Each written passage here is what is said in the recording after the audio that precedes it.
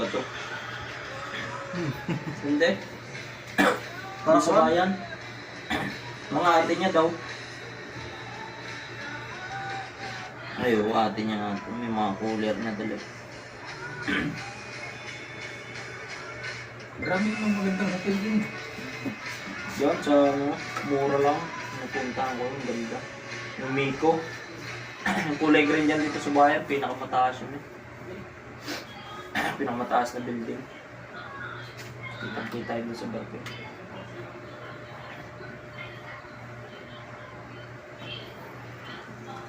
Miko, ganyan siya.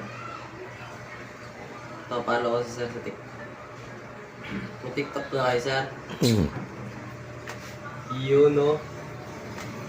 Yun, no? Matapang sir, matapang side.